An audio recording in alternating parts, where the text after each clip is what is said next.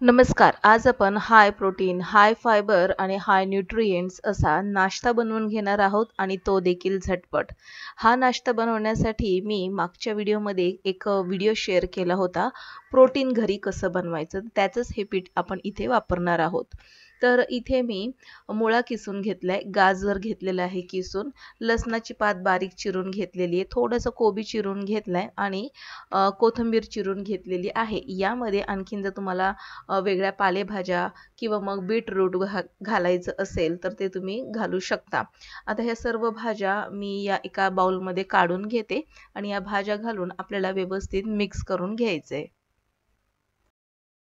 आता यापासून जे आपण थालीपीठ किंवा पराठे म्हणू शकतो याला, जे आपण बनवणार आहोत. तर हे पराठे बनवण्यासाठी मागच्या व्हिडिओमध्ये एक पीठ तयार करून दाखवलेलं घरच्या घरी प्रोटीन कसं बनवायचं. तर त्यामध्ये खूप सारे कडधान्य, डाळी आणि वेगवेगळे धान्य मिक्स केलेले आहेत. तर त्याचा व्हिडिओ तुम्ही नक्की एकदा जाऊन पाहू शकता. म्हणजेच घरच्या घरी तुम्हाला हे असं पीठ बनवून त्यापासून वेगवेगळे पदार्थ बनवता येतील. आता यामध्ये मी हळद, चवीनुसार मीठ घातलेलं आहे, थोडीशी कसुरी मेथी घातलेली आहे. कसुरी मेथी नसेल तर थोडीशी बारीक चिरलेली मेथी देखील तुम्ही घालू शकता. आता यामध्ये थोडंसं घरगुती तिखट घातलेलं आहे, लाल तिखट. लाल तिखटाच्या ऐवजी इथे आपण हिरव्या मिरचीचा ठेचा किंवा बारीक ठेचलेली किंवा मिरचीची पेस्ट देखील घालू शकता.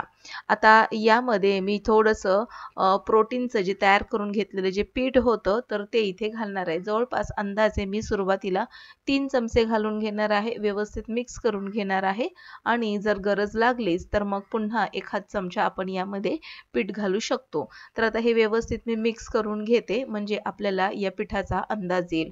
मिक्स करून झाल्यानंतर यामध्ये मी जवळपास चमचा, दीड चमचा तीळ घालून घेतलेले आहेत आणि पुन्हा एकदा याला व्यवस्थित मिक्स करायचंय. व्यवस्थित मिक्स झाल्यानंतर हे पीठ आपल्याला मळून घ्यायचं आहे. तर यामध्ये लागेल तसं थोडं-थोडं पाणी घालून हे पीठ मी मळून घेणार आहे.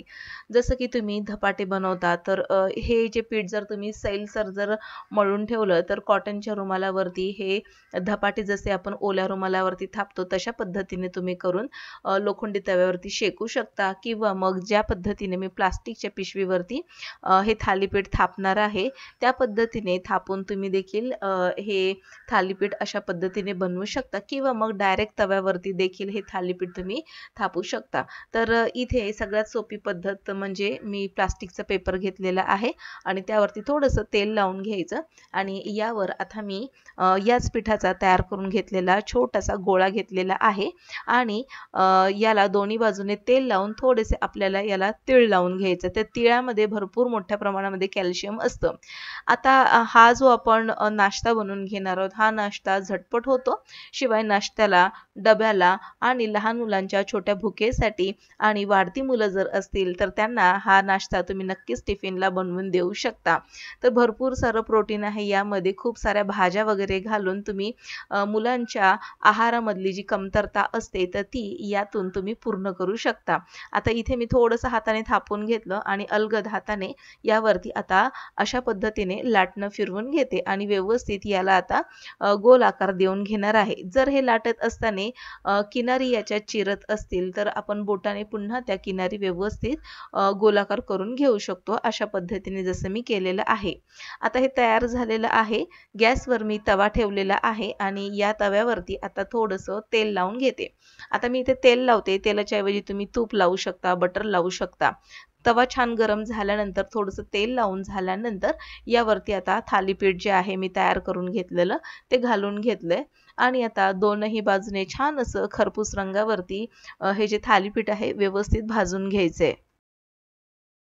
याची दुसरी बाजू देखील पलटून घेतलेली आहे आणि आता याला थोडंसं तेल लावून घेतलेले आणि याची खालची बाजू व्यवस्थित आपण आता शेकून घेणार आहोत. तर यापासून तुम्ही थालीपीठ, आप्पे मागच्या वेळेस मी घावण बनवून दाखवलेले याचं.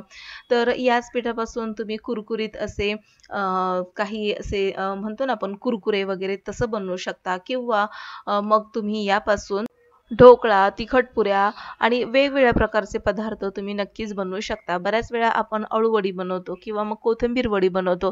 त्यामध्ये देखील तुम्ही या पिठाचा वापर करू शकता. आता याची दुसरी बाजू पलटून घेतल्यानंतर पुन्हा मी थोडंसं तेल लावून घेते आणि व्यवस्थित दुसऱ्या बाजूने देखील याला शेकून घेते.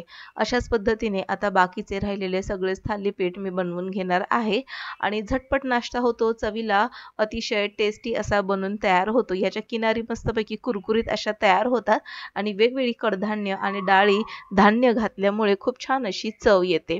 आता ह्याला काढून घेतलंय. बाकीचे थालीपीठ मी अशाच पद्धतीने बनवून घेणार आहे. तर आता हे जे थालीपीठ आहे हे थालीपीठ दही किंवा मग सॉस किंवा मग लोणची वेगवेगळ्या चटण्या यासोबत तुम्ही सर्व करू शकता. तर आता इथे तयार झाल्यानंतर मी इथे एका प्लेटमध्ये काढून घेतलेलं आहे. हाय प्रोटीन, हाय फायबर आणि हाय न्यूट्रिएंट्सने भरपूर असा नाश्ता बनून तयार आहे. तर आजची रेसिपी आवडल्यास नक्कीच लाईक, शेअर आणि सबस्क्राईब करा. भेटू पुन्हा नवीन एका इंटरेस्टिंग रेसिपीसही. तोपर्यंत बाय.